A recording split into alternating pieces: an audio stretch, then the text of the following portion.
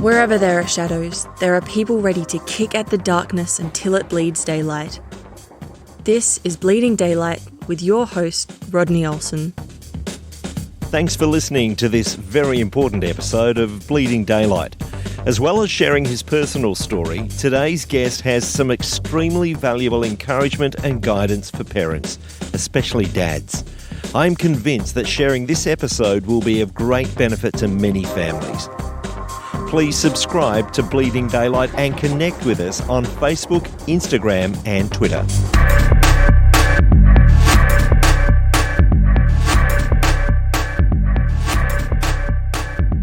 The struggles we face, the hurts we experience, will generally push us one of two ways.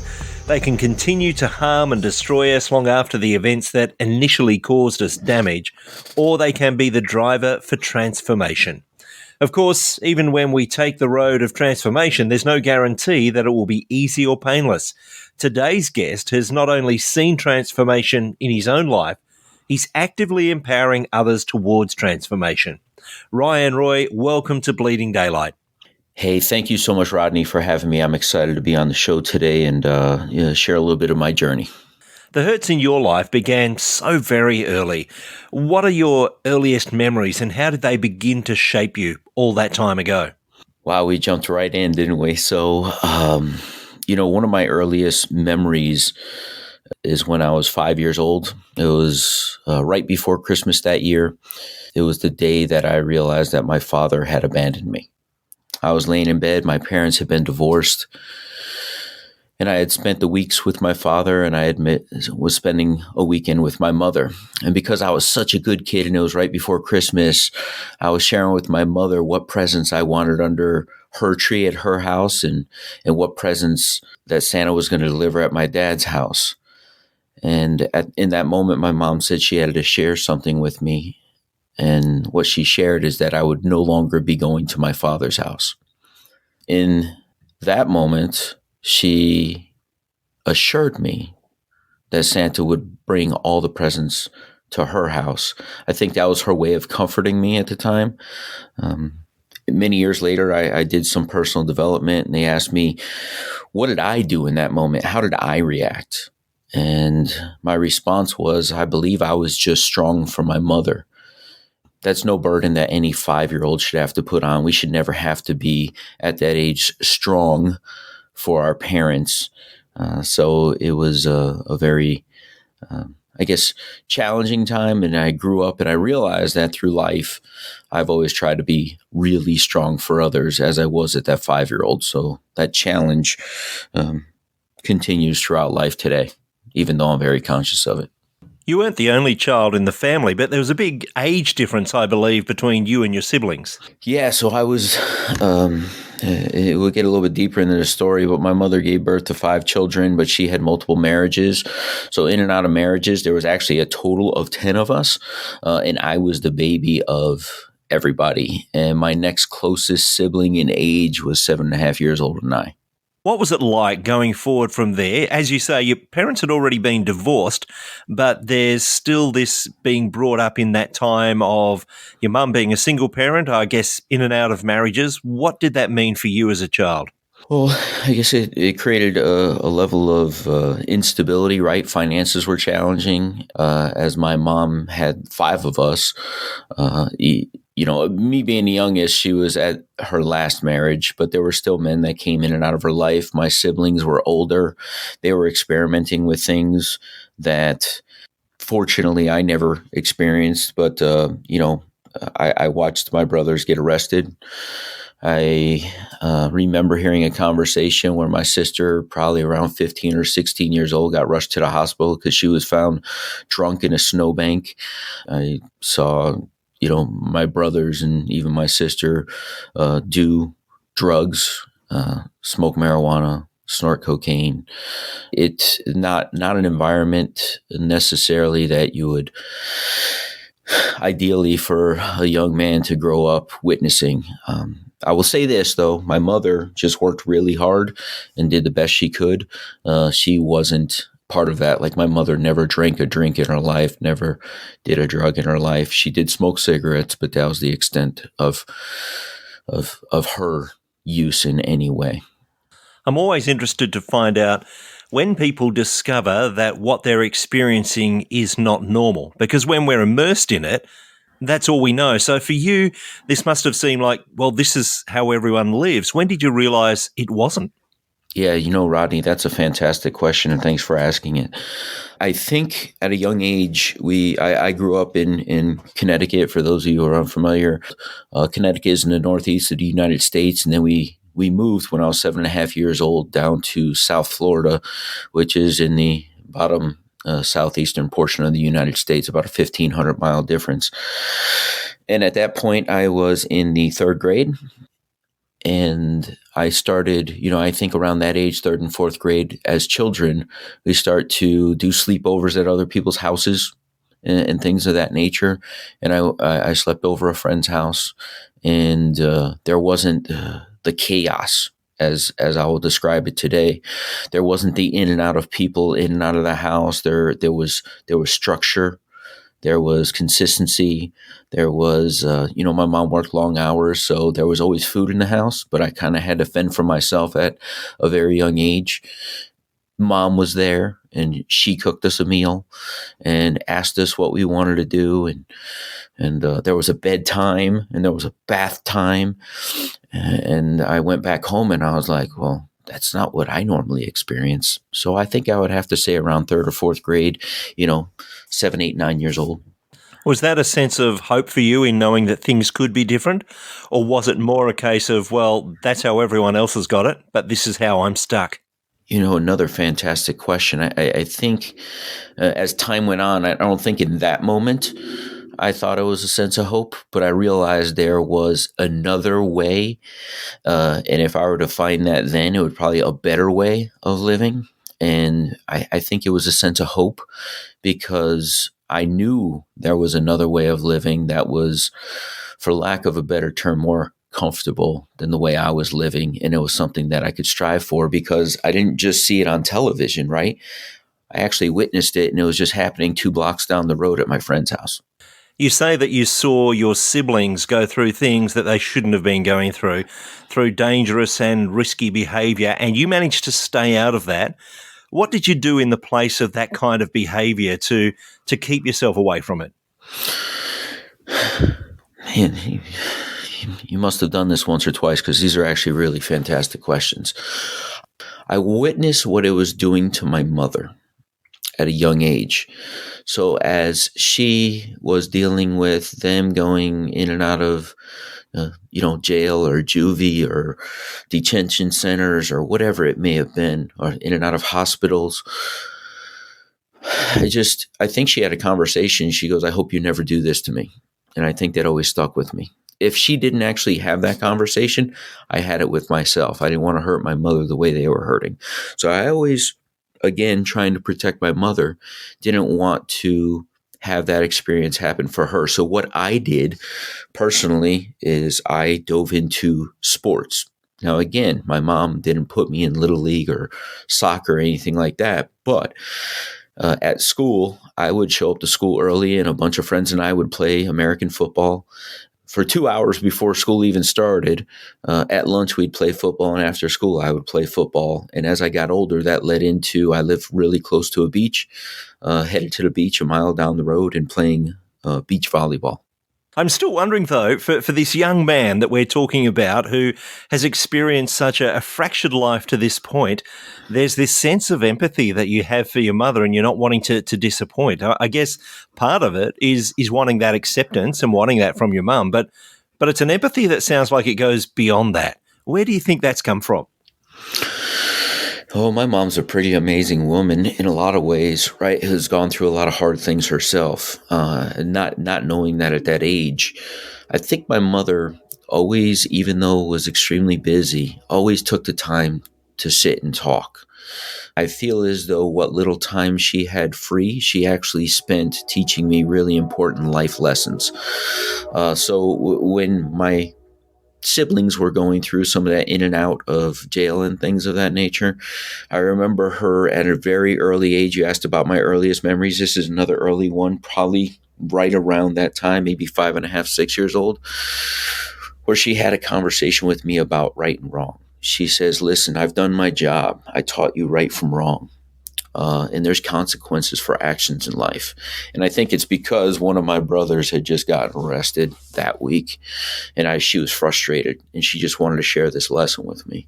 So she went through a series of questions. She goes, is this right or is this wrong? And she literally, I answered them all. She goes, you answered every single one of those right. I've done my job. It's your choice that when you make a choice to do something, whether it's right or wrong, you get to suffer the consequences. And she actually went through. She goes, listen, Ryan, you could do anything you want in life as long as you're willing to suffer the consequences, both positive and negative.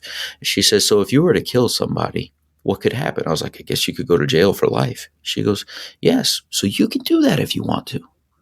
She goes, I don't suggest it, but you can do it knowing there's a consequence.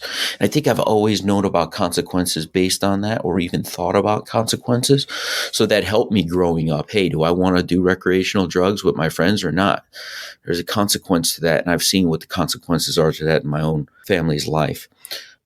And that's just one conversation I had with my mom. There's so many that she just sat with me and taught me simple life lessons. So to me, that was her showing me love, but she took the time to give me that love and frankly, wisdom. And I always wanted to respect her for it. And there's something incredibly empowering about choices and consequences rather than just, oh, don't do that for no reason. When we start to understand that, she was empowering you, even at that young age. Absolutely.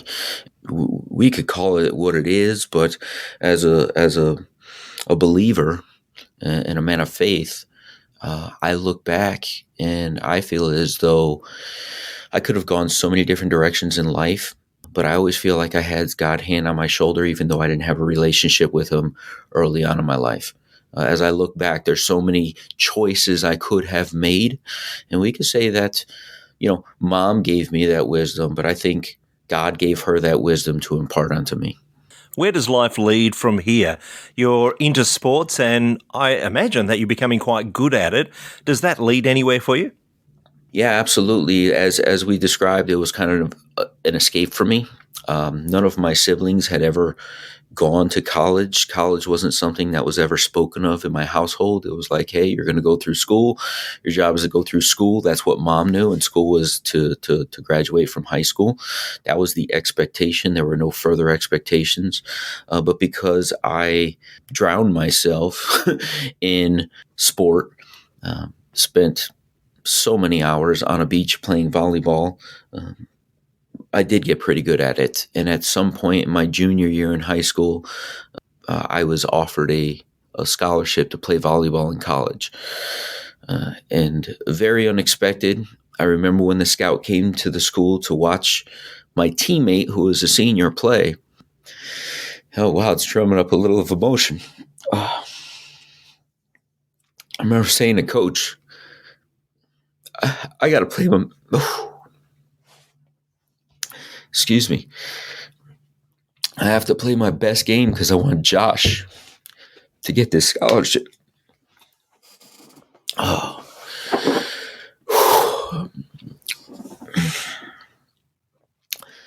I played my best game that day. Statistically, I was a setter, and I think my best game prior to that was like 23 assists. And I had 46 that night. Josh had an incredible game. After the game, coach went and sat with the coach that came to scout him. Coach was a mentor of mine.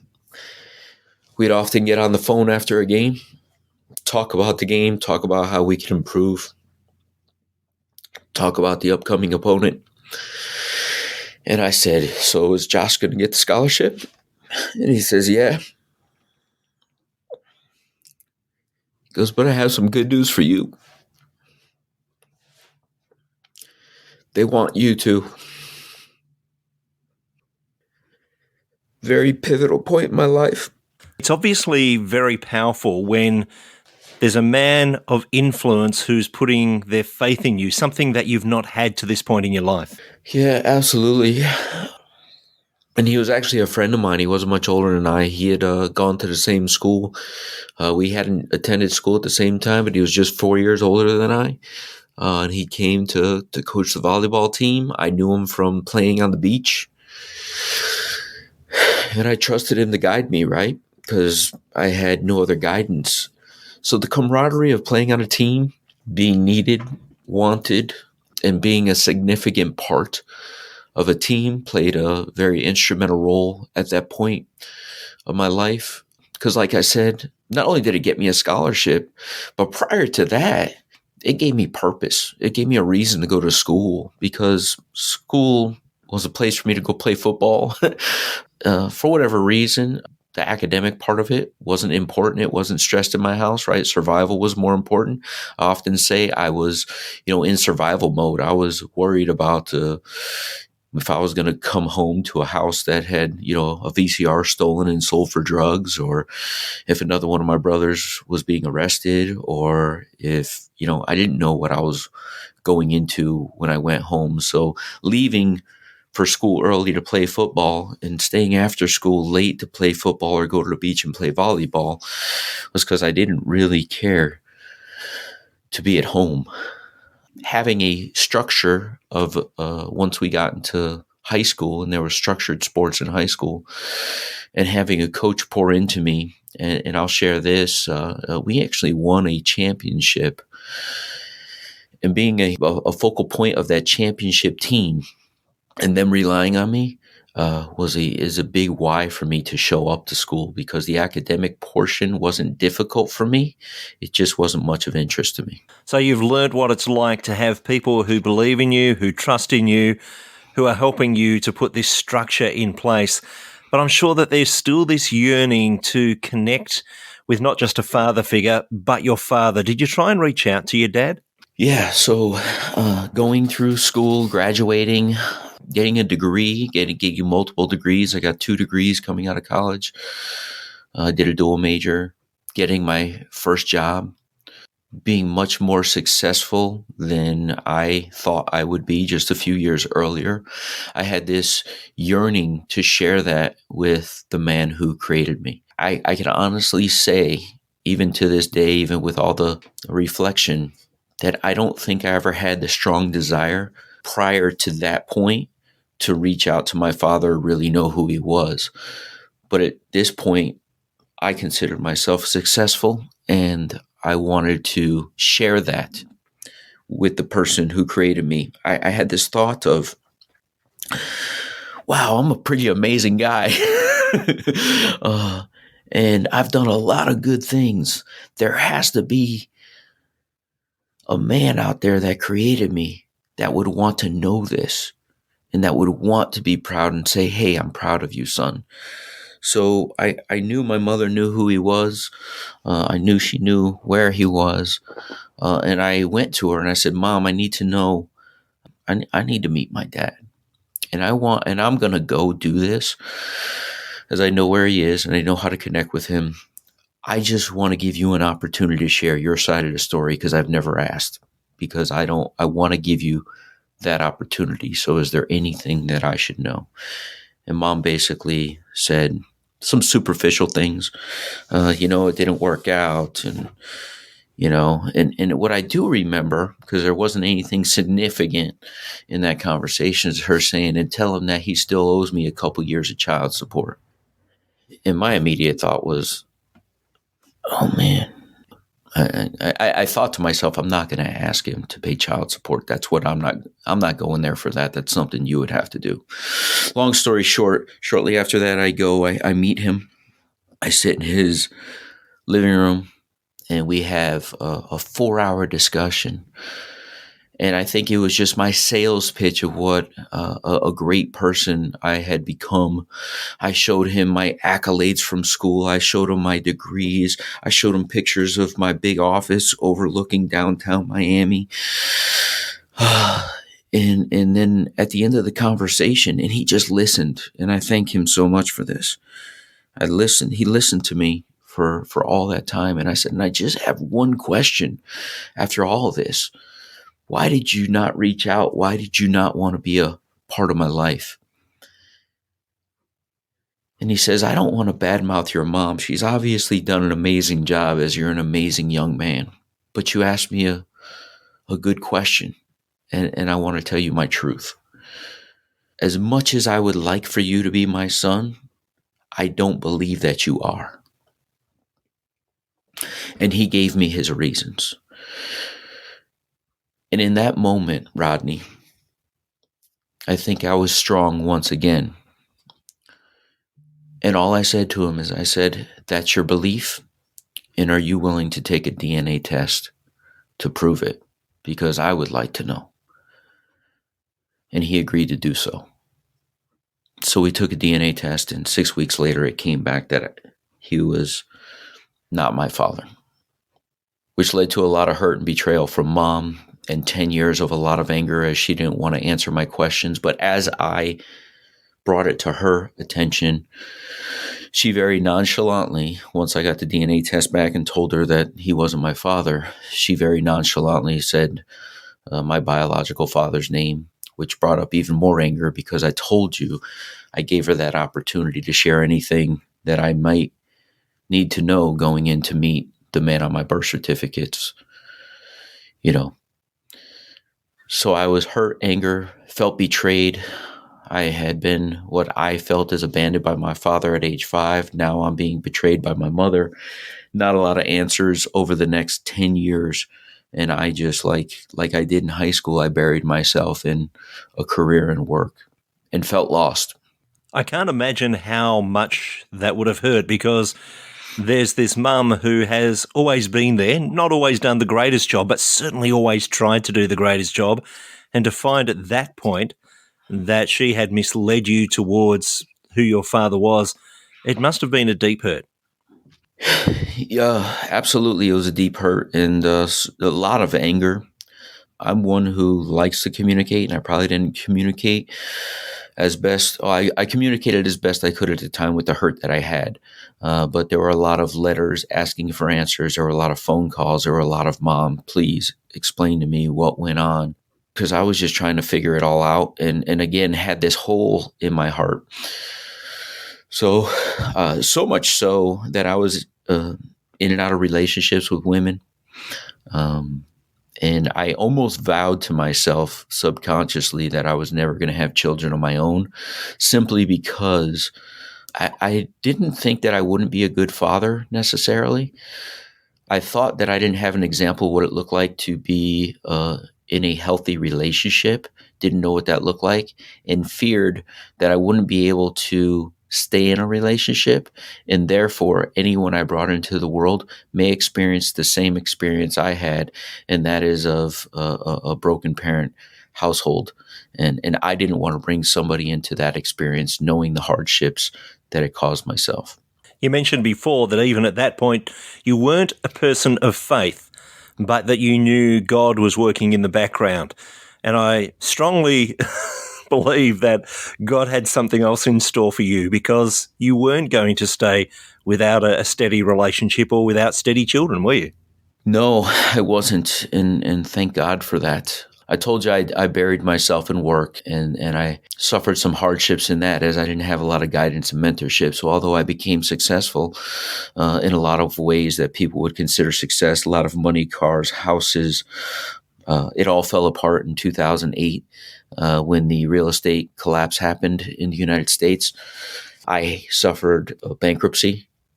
As I had multiple properties, as I was flipping real estate at the time, buying houses, fixing them up and selling them.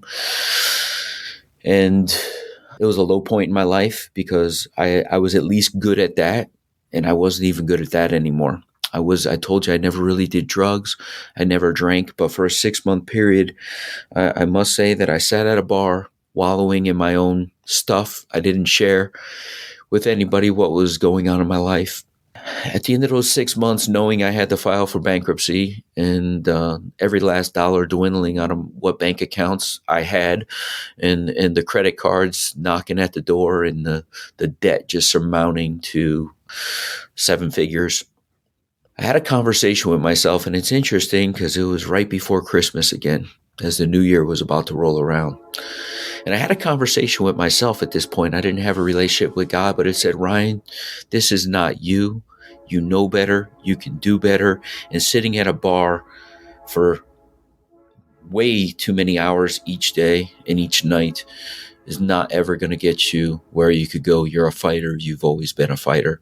So on January 1, my friend, I was giving myself another week through the holidays to get through this. You are going to turn over a new leaf and become your old self again, and stop this drinking foolishness that you're going through. I had that conversation with myself, I believe it was December 23rd. On December 28th, this bar I went to, I'm an avid football fan, as you, not only did I play, but I enjoy the game. So at this bar that I hung out at, they had it was a sports bar. I would go and watch the game there. And that day my wife walked into that bar and she was wearing my team's jersey. She happened to sit 2 stools down from me at the bar. And the person in between was an acquaintance of hers and an acquaintance of mine. I think God planted her in my life that day. Not only that, I told you I gave you a date of January 1st. January 1st was our first date, if you would. And it's actually her birthday also. So it's pretty amazing. I believe our God has a sense of humor. And I think that day he was chuckling just like you just did. That's a strong move, having the first date on her birthday. Well done for that. Thank you. I was pretty aggressive and not shy. I worked quickly, but, I was still in a state of brokenness. I wasn't looking for a relationship. I don't think she was either. She had come out of a relationship recently herself. I had come out of a relationship 6-7 months earlier myself. I don't think either one of us were looking for that. And that was the beauty of this relationship. We weren't masking anything. We had really deep conversations about life. We had really deep conversations about what we thought we wanted in life from a partner, right? I think when we're younger, we talk about what we want. And I think as we grow older and go through some relationships, we start understanding there's certain things that we won't accept or tolerate. And we create these real expectations of what it looks like to be in a relationship, as opposed to these false, like, oh, he has to be 6'2" and handsome for the girl. And, and for the guy, like she has to be, she has to laugh at every single one of my jokes and be really cute and whatever those expectations that people put on that are superficial when they're young. Her things were, I need my man to respect me. My previous relationship, he wasn't abusive physically, but he was verbally. Right? He spoke to her poorly, and she's like, I will not put up with that. For me, I just can't even pinpoint it now because I don't know what those relationships look like, because at this point I have a 12-year successful relationship and a 10-year successful marriage. So I don't even remember what a very unhealthy relationship looks like, because it's very much a part of my past. And I thank God for that. You're married and still you have in the back of your mind that you don't necessarily want children because you don't want to see those same mistakes repeated. Yeah, so I'll tell you, as it started getting serious with my wife and I, as we started realizing we were falling in love, she wanted to have a very serious conversation with me. And she says to me one day, she says, well, how do you feel about having children? And like any smart man, I asked the question, well, how do you feel? Because I knew how I felt, right? It was one of my biggest fears to have children. And she says, well, if it's a deal breaker for you, I need to share this, because the doctors told me, as I had an ovarian cyst at one point in my life, that there's a 5% chance that I would ever be able to bear children, only a 5% chance. Internally, Rodney, I did a fist pump. I think I did a backflip. I probably had the biggest grin on my face internally. I showed my poker face. And at that point, because I'm falling in love with a woman that will never have the ability in my mind for me to face my greatest fear. I'm not going to have children. We love to travel. We're having a great time together. She has a solid foundation in her career. I'm going through a little bit of turmoil, but I know I'm going to get back on my feet. And she's chosen to stuck by my side, as she knew all the challenges I was facing financially and some of them emotionally. And I was like, wow, this is great. I've hit the lottery. So I chose to marry her. She said yes. I chose to ask her. She said yes. And on our wedding night, she says, what are we going to do about this kid thing? And in my mind, I'm like, well, you said you have a 5% chance. And I said to her, let's just do what we do. Let's enjoy each other. Let's have fun. And whatever happens, happens. And 6 weeks later, we conceived. And on New Year's Eve that year, 2010, going into 2011, we got the pregnancy test back positive, and I realized that I was about to be a father, and I was ecstatic, but that fear was still there. And that fear turned into a positive, and I said, not only am I going to be fully present, but I'm going to make the choice to be the dad that I wish I had. I define that as being fully present. And so that's the track that you're wanting to be on. I guess there's still some nervousness, but at least you've decided within yourself things are going to be different. You're going to be the dad that you wish that you had. So how did that turn out? Well, thus far, I like to think I'm doing a pretty good job. And I'll share a quick story of my 9-year-old, as I have 2 boys now. Both of them are absolutely amazing. They're the loves of my life. Being a father is one of the greatest gifts God could have ever given me.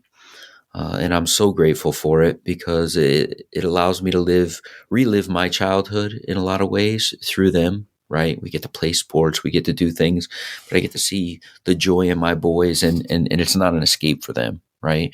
And when we just have conversations like my mom had with me, I hear a lot of my mom's wisdom come out of me, but it's in a completely safe space where they know that they're loved, they know that they're safe. And I think those are 2 of the most important things that any child can have in order to have whatever they define as success as an adult. I'll tell you this quick story that my son shared with me just the other day. He has some friends that are dealing with some challenges. One of his best friends lost his mother 2 years ago to a massive heart attack. She was only 42 years old. So I can only imagine what that young man's going through, being raised just by his father and basically having witnessed his mother passing at, 7 years old when that happened. And because of that, I think he's outlashing towards my son a little bit. And I think there's a level of jealousy, right? And we talked through that. He's jealous, and we went through the reasons. And I said, does that make sense to you? Hurt people, and he's hurt right now. And he's not doing it because he doesn't like you. I think he's actually doing it because he admires you. I said, so let's just sympathize and empathize with where he is. I'm not saying what he is doing is right, but do you ever have a sense of jealousy towards somebody else? He says, why would I ever want to be somebody else? I love who I am. So that leads me to believe that I'm on the right path of whatever I'm doing as a parent. But how did I get there? I didn't have a father. I had a mother who worked long hours and did her best. There was food on the table. There was a roof over our head. There were some very intentional conversations, but that day to day, that moment to moment, I was there to guide myself. Or, as I like to put it, I watched what my brothers and sisters did and vowed not to do that. Do you see a common theme there? And thank you for that in this interview, because I just discovered that for myself. I went to the experts. I read every magazine. There were actually a couple parenting podcasts that I listened to 9-10 years ago at this point. I asked my friends who I thought had a grasp on this parenting thing because they had children themselves. I actually went to Facebook and asked every single person on my Facebook that I went to high school with that had kids. I private messaged every single one of them. And I said, if there was one nugget as a parent you would like to pass on, what would it be? And I got some golden nuggets out of that. I just researched what it looked like to be a good dad. And then I took what my gut said to be a good dad, and I formulated into being fully present, have schedule, have structure, tell them and show them that you love them, and so many other simple lessons that I try to use absolutely every day of this parenting journey. So all along, you're gathering this advice, you're putting these things into practice, and you're probably feeling, yeah, I'm doing okay. Sense of nervousness, but I'm doing okay. But of course, you were abandoned by your father at the age of 5. So as you're approaching your son's 5th birthday, was there some extra nervousness there? Was there something special that happened at that time that let you know you were on the right track? So approaching his 5th birthday, I had started talking to, unbeknownst to me, a number of Christians just based on my profession. And I was surrounding myself, and they were surrounding themselves with me. And one of my clients, a Christian, we were on a client call one day, and he says, "Hey, Ryan, can I just ask you a personal question?" I said, "Sure." He goes, "Have you ever given yourself to the Lord?" And I was like, I go, you know, we've been attending church. I'm trying to have a relationship. I don't know what that looks like. I said, if you mean going and getting baptized, I haven't really done that. And he says, "Have you ever said the Lord's Prayer?" And I said, "I don't think I have." He goes, "Well, if you don't think you have, you probably haven't." He goes, "Let me ask you a few questions." I said, "Sure." He goes, "Do you believe that Jesus died on the cross so that you could be forgiven for your sins?" I said, "Yeah, I believe that." He goes, "Do you believe that they put him in a tomb and he was there for 3 days?" I was like, "Yeah, I believe that. That's what it says in the Bible." "Do you believe that he rose again?" I said, "I do." And he goes, "Do you believe that he's here for your salvation and to guide you?" And I said, "I do." He says, "Well, do you want to say a prayer with me and accept him into your heart?" And I said, "Is that what I need to do?" He goes, "If you want to have eternal life, that's part of the process." I said, "Then let's do that." And we did it on the phone that day, and it just so happened to be August 30th, 2016, and my son's birthday is August 31st. The amazing thing is, years later, not even years, maybe months later, I was talking to my friend there, my client at the time and friend now, and we were reminiscing about that. I said, I didn't really realize it at the time. I didn't realize the impact. I didn't know what I was doing. He goes, "I knew you didn't. Most people don't." I go, "But it was," as I went and looked at my journals, I said, "It was the day before Christian's 5th birthday." He goes, "That is so amazing." He goes, "I gave myself to the Lord the day before his youngest daughter's 5th birthday." Another God funny. I think he looks down on us and he laughs. He goes, "Yeah, I have this plan. I'm orchestrating it." And yeah, it's just amazing how, if we really look how God shifts in our life and how he works in our life, and if we really pay attention, that he's always there. You have taken the fears, you've taken the nervousness about parenting, and you've decided, hey, there might be some others in the same boat. And so you've been making a difference for other dads in helping them to come to terms with what being a dad is about. Maybe you can tell us a little about that. Yeah, so there's no coincidence, right? God has a plan, and I had just given myself to the Lord. My son had just started kindergarten, so he just entered school. They had a program at the school called Fathers Being Involved, and I was super excited to be a part of this group. When I signed up for the mailing list, there weren't a lot of names on the list, but I thought my wife and I had just gotten to the school early as they had open house, and I waited patiently by my computer to wait for an email from this Fathers Being Involved group. They said there was a meeting. I showed up to the meeting, and it was just me and the guy who sent out the email. And I said, "Well, where are all the dads?" And he says, "Although it's called Fathers Being Involved, it just doesn't seem like the dads want to be involved." And I knew in my heart of hearts that was false, because I felt a certain way about that. I wanted to be involved. I had been involved for the last 5 years in everything my son did, and I wasn't going to stop because there was a broken program at the school. So I decided to take over the FBI Dads group, and I've grown it from me and that guy to over 400 dads are on our mailing list. And pre-COVID, when we were doing in-person events, we averaged over 155 dads showing up to a breakfast event where we do an interactive lesson with the kids. We laugh, we joke, we scream, we yell, we eat a donut, we talk, we have the dads look into their kids' eyes and tell them why they're proud of them. And it's just been a tremendous success, so much so that it's received some accolades. And there are people at the county and state level asking how we get this into more schools. I really believe that most dads want to do a good job, but they really don't know how. So here you are, you're starting to hand them the keys. What sort of a response are you getting back from both those dads and some of the kids? Well, the dads, it's amazing because I get these emails that just say simple things like, "Thank you so much. I know this has had a huge impact on my relationship with my daughter or my son." I've had responses or dads come up to me and say, "I didn't know where I fit in at the school, but I feel super comfortable coming to these events and they're so much fun." The kids, I hear through the dads, but the kids often won't let the dads miss an FBI dads event, right? And FBI stands for Fathers Being Involved. Just hearing the stories of the dads saying, like, they won't let me go, from the counselors at the school and the teachers and the administration, they say they absolutely love seeing the hallways crowded with dads. What a great problem to have. Our biggest problem on an FBI Dad's Breakfast is opening the doors to the school early and parking because the carpool line is just crazy that morning. And I see the Facebook feeds for the school that say, "Oh, it must be an FBI Dad's Breakfast," from the moms, and they say it in a positive way, right?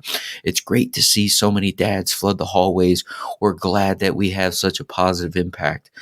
The test scores in the school have gone up. The camaraderie in the school has gone up. Not only do we have the dads come to breakfast, but we have the dads do reader days where after a breakfast, we have the dads disperse into the classrooms and read to the kids. So to have 60 dads fill 60 classrooms and read has been a tremendous impact. And then a couple times a year, we get the dads to roll up their sleeves and do things that we absolutely love to do, which is, pressure clean the school, drop pine straw, pull weeds. We're doing a project right now where we're rebuilding an outdoor stage at the school, and the dads really, really, really feel a part of the community of the school, not just dropping them off or picking them up occasionally at the carpool line. It's a remarkable response to this program that you're implementing there, along with others as well. And I've got to say, Ryan, that while your earthly father didn't want to walk the journey of life with you, I get the feeling that your heavenly father is just continuing to smile, and he's filling that gap, although I'm sure there's still some pain there, that your heavenly father is filling the gap that was left when your earthly father walked away. Is that the experience for you? The experience for me, once I gave myself to the Lord and trusted and started to really have a relationship with him through studying his words, getting in men's groups and understanding other men's experience with God and talking through that with them and surrounding myself with fellow Christians, while still being a part of the world so that I could impact with my story those who may not have a relationship with God. The best way that I can describe it, and I wholeheartedly hope everybody has this experience when they choose to have a relationship with our Heavenly Father in Jesus Christ, is a sense of peace. And that peace helped me define my purpose because I was able to listen without distraction. And I believe God's purpose for me is to help heal the father-child relationship here on earth while I'm here, to really pour into that. And it's so simple. And I think men fear this so much because we don't want to fail at things, that a lot of men don't show up, or they show up the way they believe society has told them to show up, like go earn a paycheck. And just like our Heavenly Father, and what you desire and what I desire and what every little girl and every little boy and what every adult on this planet desires, is to be loved through actions and through words. And if we could just show up and have those simple conversations like my mom had with me, because I know my mother loved me, although she wasn't perfect, because I know she poured into me because she said so, and she did so through her actions. I think just showing up and telling our kids like we do at an FBI Dad's Breakfast, son, daughter, I am proud of you because, and finish that sentence often for our children, and then follow that up with an I love you, which is followed up with, in many ways, words and actions. I believe in you and I trust you. Because I think those are all the things that our Heavenly Father say to us every single day. And if as parents, we could say those 4 things: I'm proud of you, I love you, I believe in you, and I trust you, through your actions and words, I think the journey becomes a lot easier for you as a parent and for your child receiving that love. And I think that's what God's put me on this planet, and that's what my purpose is, to relay that message to as many people as I possibly can. Ryan, I'm going to put some links in the show notes at bleedingdaylight.net so that people can get in touch with you, find out more about FBI dads, or even to have a look at your book that you wrote about being the dad I wish I had. What's the easiest place for people to find you? Yeah, the easiest way is just that BeTheDadYouWishYouHad.com. That has my podcast. That has pretty much anything you need. If you want to know more about FBI dads, you could go to FBIdads.com. Those are the 2 best ways to get a hold of me. Ryan, it really has been a delight to talk to you, to hear your story, to hear some of that pain, that very real pain that's there, but to also hear the healing and the transformation, and now the transformation that you're bringing into the lives of others. Thank you for spending some time on Bleeding Daylight today. Thank you, Rodney, for having me. Thank you for listening to Bleeding Daylight. Please help us to shine more light into the darkness by sharing this episode with others. For further details and more episodes, please visit bleedingdaylight.net.